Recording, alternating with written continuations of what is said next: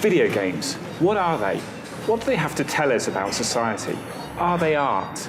These are questions that newspapers like mine have thought about maybe once or twice over the last 30 years. With me today, I have Brian Cranst, one of the most well-known indie developers of our era. Brian, thanks for joining us today. Keith, I am delighted to be here in the hallowed halls of the Guardian newspaper. I have read it since I was a child. And listen, what really matters to me is that the Guardian, an important newspaper like the Guardian, understands that I, Brian Cranst, am on the cusp of greatness. What the hell is this? Cranst is never... What? Little men with the ball. I mean, let's go right back, Brian. Let's go back to the beginning. Do you remember your first experience of a video game? I do.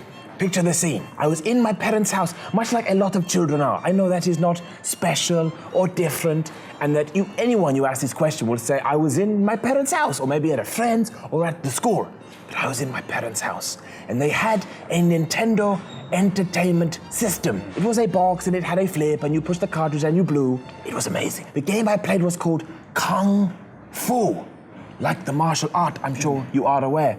And you walked through these levels, you threw the hands, you threw the legs, and I sat there and I thought, Brian, you could do this. Call it Cranst Fu, and you would be a star, you would be a hero, you would change something. I knew it in my heart. Because it's interesting, obviously you put yourself in the game immediately in the title, and what you seem to be best known for is talking a lot about yourself. Yes, and yes. It's very subjective, isn't it, your approach to design? I think it is special. And I think it is different because who else is Brian Cranst if not me? I don't understand. What is this game? This is football, Brian.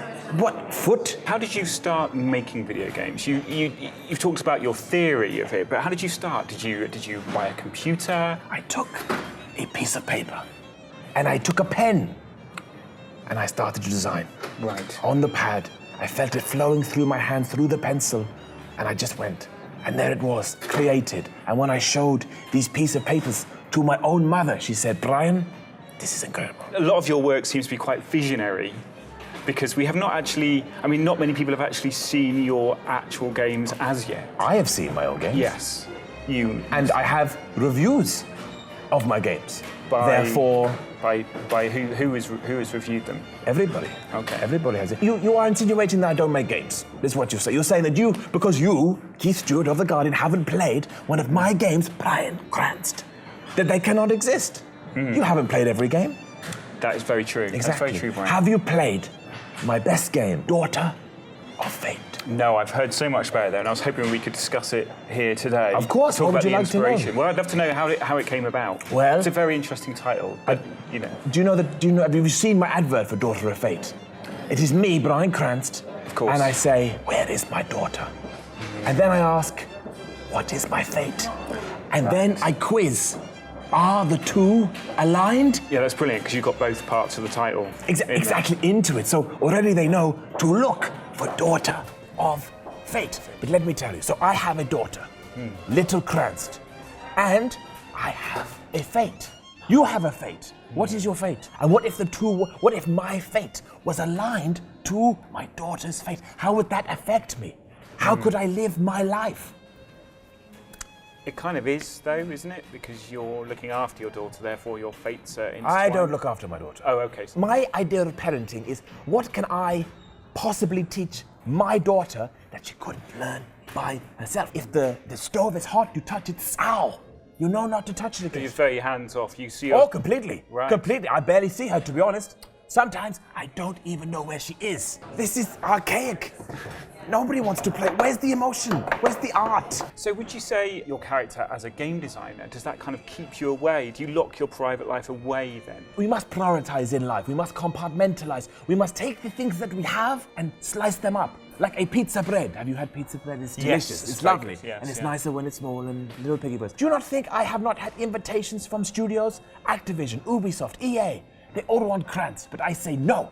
But if I stay indie, and if I utilize Steam Greenlight, I can do whatever I want. Whatever, literally, Steam Greenlight lets you do whatever you want. You can release unfinished mess. No one cares. What we wanted to try and get to the bottom of today, I think, was, what are video games? Are they art? Are they toys? Where do you see video games on that scale between art and toys? If you take a game like, say, Call of Duty, the biggest game in the world, and you give it to a child like a toy, this is no good. The child should not be playing Call of Duty. This is bad. It is bad. But at the same time, if you play a game like Daughter of Fate, or Old Age Simulator, The Ravages of Age, it will move you. And you will sit there in your chair and you will say, I now understand life because of video games.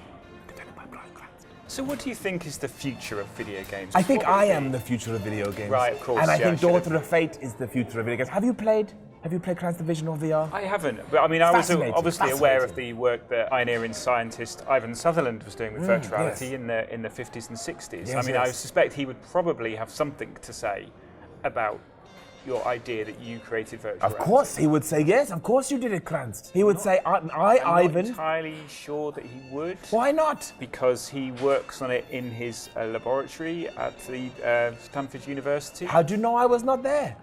Brian Cranst can be wherever you believe him to be. Is there a separation then between Brian Cranst, the theory, and Brian Cranst, the person then? Is that what you're saying? Yes. Okay. Which one am I talking to now? You tell me. I think probably the person. I think you're right. Excellent. There's the art, You Brian. cheat! Flipping Keith Stewart, the cheating little... Have you ever thought about what happens if Daughter of Fate fails? But I would make Daughter of Fate 2. I would take the original Daughter of Fate and I would just do it again, but put a 2 on it. Because I know that it's that good, people need to play it. Even if I have to trick them into playing it, that's what I do. Right. I mean, don't sequels represent the crass commercialisation of video games as an art form? It depends what your aim is. It depends what you're trying to do. So what you're saying is if you're trying to trick people into buying the same game again, that's fine, that's art? Yes, of course. So, I mean, what's the future for you? What are you working on now as a developer? You've mentioned the possibility of Daughter of Fate 2. What about a prequel? Minus Daughter of Fate. What about 0. Mother of Fate? Tell me about Mother of Fate. Well, I just thought, obviously continuing the family line, you could then go Grandmother of Fate, Great-Grandmother of Fate. Step-nephew of Fate. But other games, I have thousands, hundreds of indie games. I have Hinged Havoc, The Little Porpoise That Could, Gorillas in the Midst. Did that one star Sigourney Weaver? No, she pulled out. Every time I have a new idea, I will make it. Okay. I won't procrastinate or procrastinate to see what I did there. Yeah. I will push for it and I will get it done. My biggest problem with games is too many people, they wait. Like if you sat here right now with Mr. Bigwig from Mr. Big Company, they say, I'm not talking to you. I will not tell you what I'm doing, Keith. I won't tell you about this game. I have roadmaps and plans and I'm not getting into that. What I do get into is telling you the names of my indie games so you can get excited about playing them. The Cloud of Light, The Sad Human. Think about that. You've been sad. I have, and I'm Everybody human as can, well. and you're human. Everyone can relate. It's all about. You must be able to relate. But wouldn't you say, though, that the purpose of video games in some ways is escapism? I like to play, for example, Far Cry 4, because I will never be on a small island full of terrorizing maniacs stabbing animals. If that is what you want to do, why do you not believe you can do it? Well, I think I can do it. I just think I'd get into a lot of trouble. Right. So I'd rather do it in Far Cry 4 than actually get a plane to the Himalayas and rampage around the countryside with a knife and a shotgun. My worry for you is you get to 70 years old, you are an old man, and you look back and go, why didn't I go to the Himalayas and stab a bunch of people like a maniac? Ryan, finally, I suppose, do you think there'll be a stage where a newspaper like this really kind of respects and understands video games alongside other art forms, like, for example, cinema, sculpture, opera? Think of in sculpture. Can you put video game in sculpture? No, but you can put sculpture in video games. I think one day, Guardian newspaper, front page, video game. Back page, video game. Sport is lost. Page 32 is sport. Wars, page 9. Video games have the power to rule the world. Brian Cranst, thank you very much indeed. Keith, thank you so much. Thank you. Can we get security to get this guy out of here? What? Yeah, What? can you just come No. over? Thank you. No, it's been a pleasure, Brian. Thank you very much. We- Just over here.